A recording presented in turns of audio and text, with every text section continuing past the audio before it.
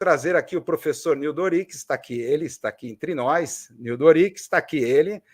Muito boa noite, é bom recebê-lo aqui, é uma alegria recebê-lo aqui novamente.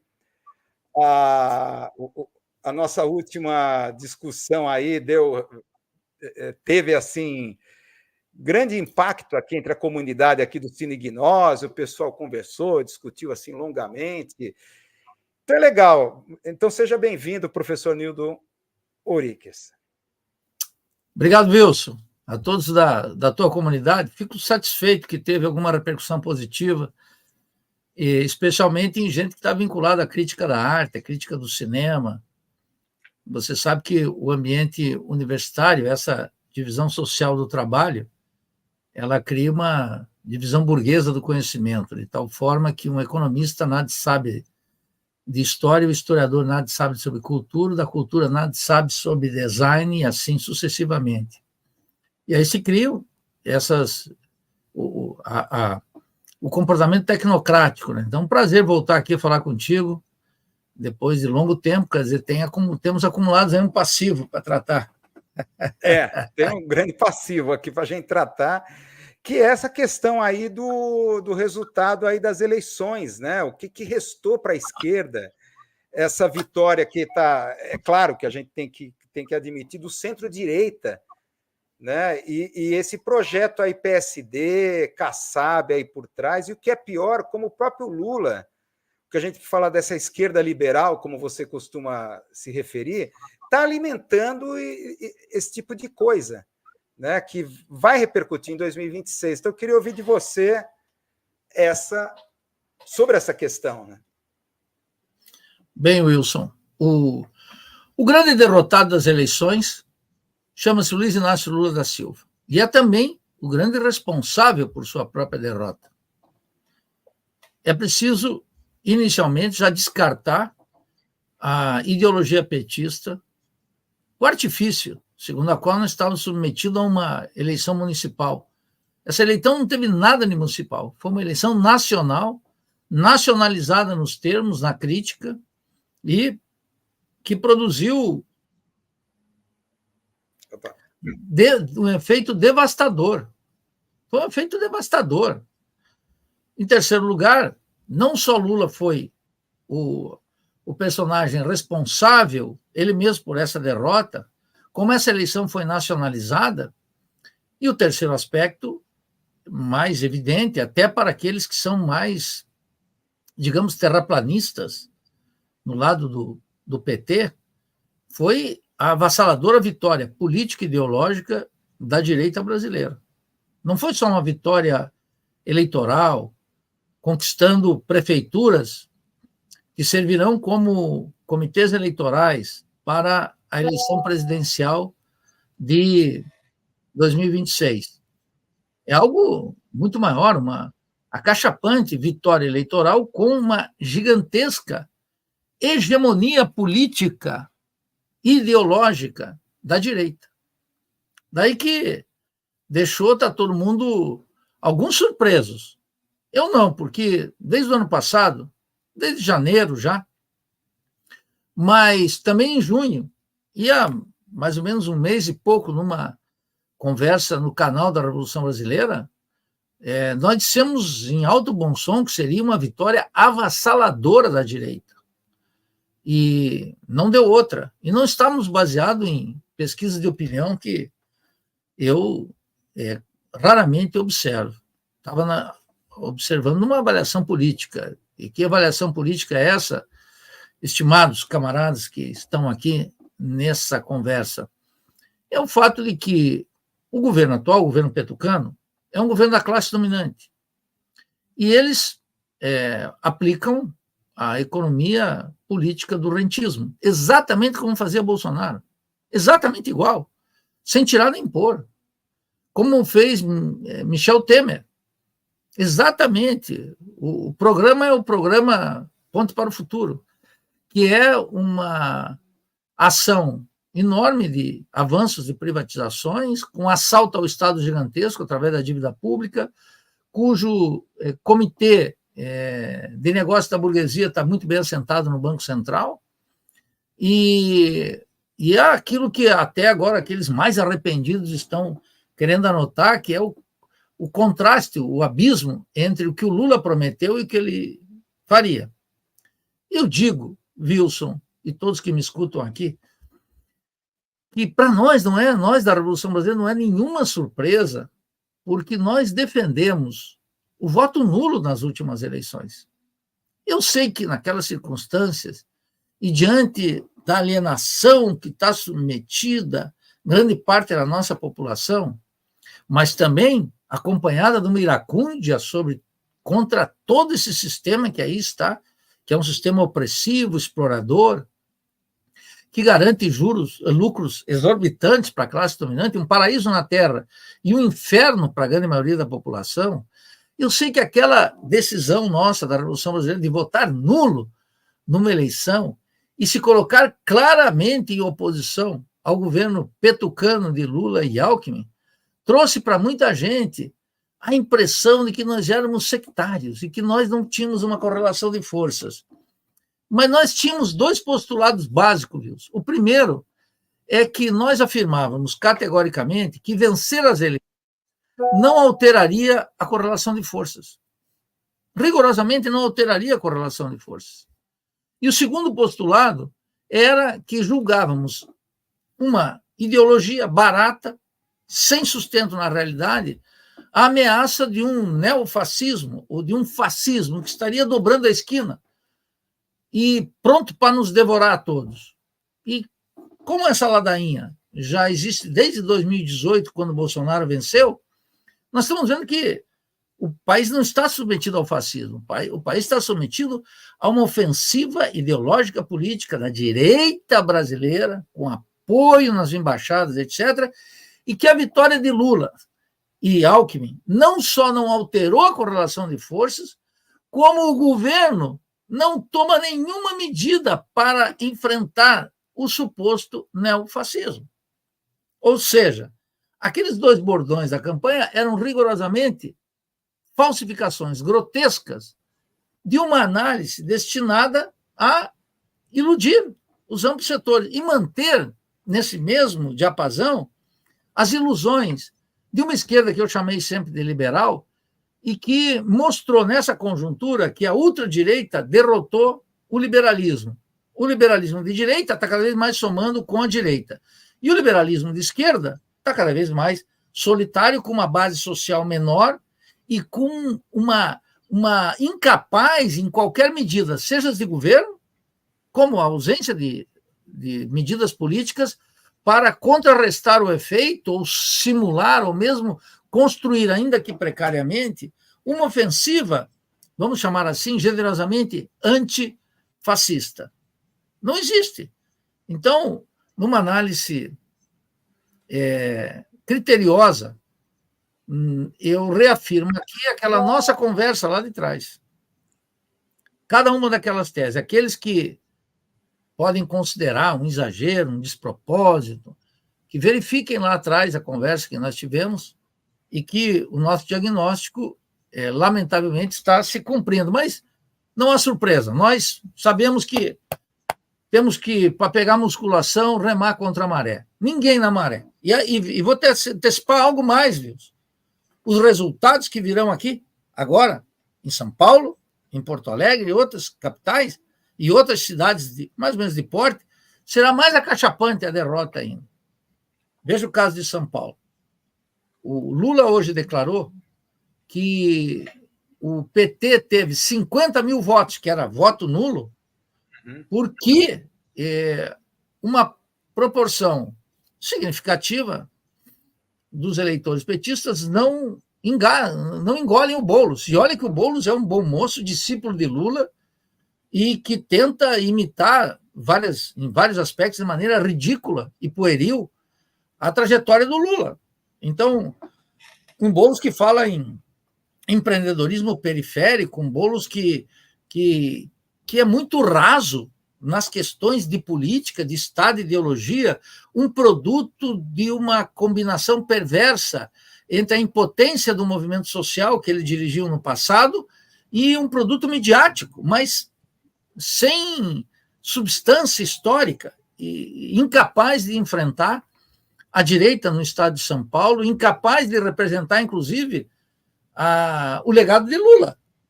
Está muito claro isso. E tudo indica que a derrota em São Paulo, como a de Maria Rosário em Porto Alegre, vai ser contundente. Pode ser que na campanha Nunes cometa algum erro garrafal, mas eu não creio. De qualquer forma, o cenário até agora é a incapacidade completa de Boulos no coração burguês do país, na cidade operária mais importante, dá uma alternativa e se contrapor. Porque aí, Wilson, entra a última coisa. Há uma lição da política que é inevitável, que ninguém pode desconsiderar.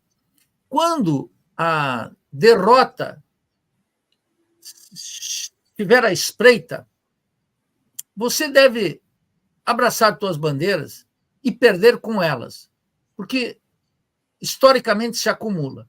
Agora, quando se adota as bandeiras dos adversários e a quinquilharia ideológica de uma burguesia decrépita, incapaz de dar uma alternativa para o país, como o Boulos está fazendo e como o Lula está fazendo no governo federal, então a derrota é dupla, é eleitoral e ela é uma derrota política ideológica.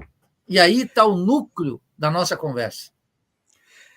O que eu percebo assim, que eu percebo uma espécie de bom mocismo no caso do Boulos, que até você já colocou em outra oportunidade.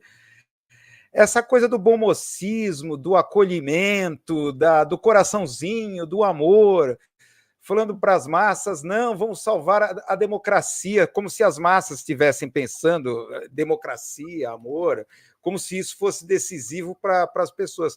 Mas o que me incomoda, assim, no caso aqui em particular aqui de São Paulo, do Boulos, ele, por exemplo, logo depois falou, olha, combater a diversidade, a desigualdade, combater a desigualdade é bom para todos. Aí veio aquelas manchetes, não, ele está querendo chamar a elite para o seu lado. Não, superar as desigualdades é bom para todos. Esse conceito de desigualdade, eu tenho um problema com esse conceito, né? Assim como os identitários substituem luta de classe por intersecções. Então, sim, não há mais luta de classes, temos intersecções. E esse conceito problemático de desigualdade, não, combater a desigualdade é bom para todos. Então, está uma perda assim, do radicalismo político, né? Como você bem coloca, essa coisa de uma esquerda liberal, né? Quer dizer, esse conceito de desigualdade, né? Desigualdade não é bom para todos a gente acabar com a desigualdade. Então, que desigualdade é essa? Que conceito é esse? Eu acho que, assim como um postulado geral, é o bom samaritano, é bom para todos acabar. Só que as classes dominantes não têm o menor interesse em acabar, porque a riqueza e o poder que elas concentram e que acumulam nasce precisamente da pobreza e miséria de milhões. Uma das virtudes do marxismo, que o Boulos não entende nada de marxismo, e eu estimo que entende muito pouco de psicanálise, porque eu vejo as análises dele são muito rasteiras, entendeu? Então, quando uma das lições básicas do marxismo é que esse combate à desigualdade, você tem razão, eu agregaria algo, que ele tem uma carga moral muito grande. Mais do que uma categoria de análise, a desigualdade, ela, numa ciência social mais ou menos rigorosa, inclusive não necessariamente marxista, mas crítica, sabe que tem as bases no caráter de classe do Estado e na economia de tipo capitalista. Isso é uma lição elementar de primeiro ano de sociologia, já se aprende isso. Então, quando o Boulos e o PT e toda a Igreja Católica, isso é Frei Beto, isso é Lula, isso é Boulos. Então, quando eles dizem, olha, a desigualdade é algo muito ruim, bom, mas ela é inerente ao sistema capitalista. Eles estão, na verdade,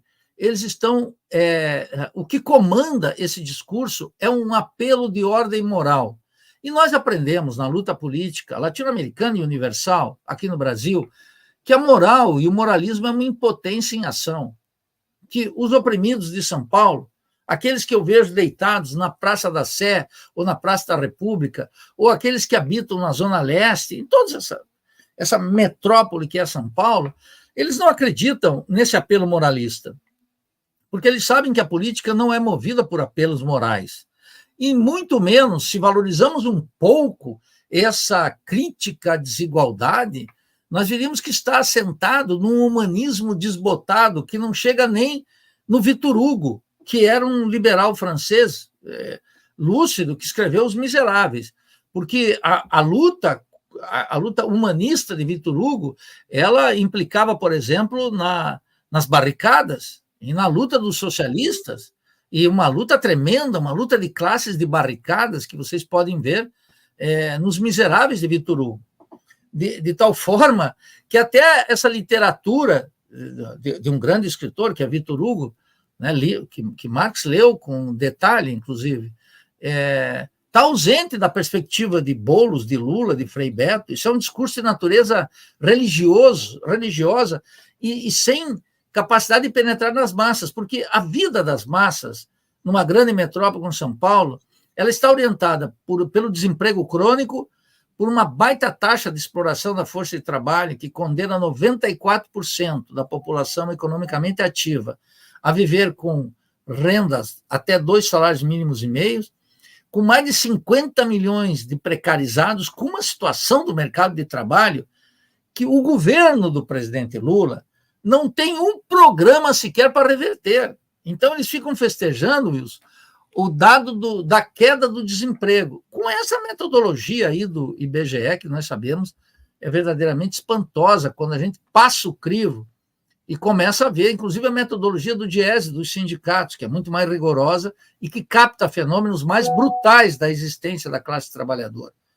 Então, essa campanha é uma campanha alienante e é uma campanha que não só desarma, como abre espaço para o avanço da direita, porque a direita avança a galope. E ela não perde a oportunidade, Wilson, de como a gente viu tanto na campanha do Nunes quanto a do Marçal, e também aspectos da Tabata, em avançar numa ideologia de tipo capitalista que não enfrenta a especificidade de um país subdesenvolvido e dependente. E se um político, e Boulos não tem a menor estatura para chegar nisso, ele não vai verbalizar isso. Então, agora, também tem uma outra coisa, né? Todos esses partidos da esquerda, digamos, um pouquinho mais radical, o PCB está apoiando o Boulos. E o PCBR, que rompeu com o PCB, identitário também, está apoiando o Boulos. E eu vi até uma nota do PSTU que está apoiando o Boulos. E hoje o PCO está fazendo uma convenção, ontem ou hoje, para decidir se vai apoiar Boulos. E eu quero anunciar algo aqui, Wilson. Certamente, todos esses que estão agora de críticos da campanha do Boulos e críticos do governo Lula, em 2026 vão retomar a ladainha da luta contra o fascismo e vão estar com Lula. Pode escrever. Seja lá quem for no outro lado. Se for Bolsonaro, reabilitado pelos tribunais. Se for o governador de São Paulo, Tarcísio, ou se for outro qualquer, a ladainha será a mesma. Essa gente não sai da aba do Lula. Tem que operar uma ruptura. Se nós quisermos ter uma esquerda que ocupe isso, que eu chamo um radicalismo político absolutamente indispensável para que essa iracúndia que está no meio do povo, esse desespero gigantesco, possa encontrar um tradutor que nem seja a brutalidade da direita, que reproduz a dependência e o subdesenvolvimento, e nem esses liberais encabeçados pelo PT, que são cúmplices dessa mesma política. Esse espaço que estava vago quando nós conversamos a última vez e que as urnas escancararam. E aí é o dado trágico, Wilson. No Brasil, e aqui entre nós, entre esses liberais do PT, do PDT, do PCB, do PCBR, do PSB, do PCdoB, todos, do PSOL, que é um escândalo, todos eles, parece que a lucidez só emerge quando as urnas falam. Antes, parece que a teoria, Wilson, que eu sei que tu é super interessado nisso, e uma das razões pelas quais eu venho aqui, estava escutando a tua análise anterior de cinema, e de cultura e de música, uma das razões é porque, no fundo, eles não têm apreço pela teoria e por uma interpretação crítica das transformações do desenvolvimento capitalista aqui no país.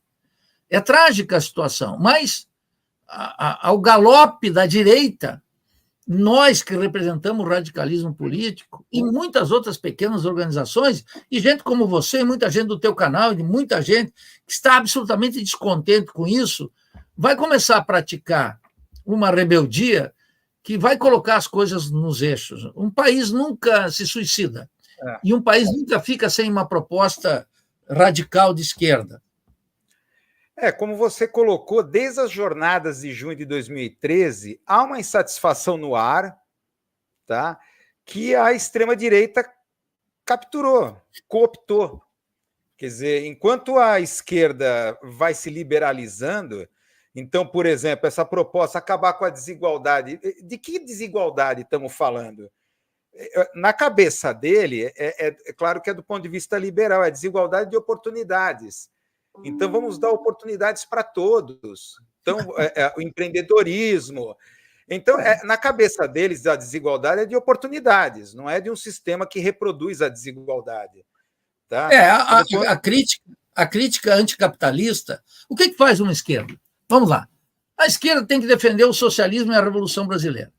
Patamar mínimo. Segundo, ela sabe que num país organizado pelo ódio de classe, que é o ódio que a classe dominante tem em relação ao nosso povo, igualdade de oportunidades só existe no discurso identitário. O discurso identitário está montado nisso, viu? Você sabe. Se derem oportunidades para as lésbicas, para os gays, para os pretos, para os mestiços, para as mulheres, o que elas querem?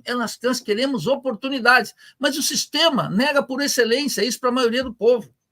Esses que bradam pela oportunidade, o que eles querem é ascensão social dentro do sistema capitalista, absolutamente individual, em nome de interesses de maiorias que nunca conseguirão chegar lá.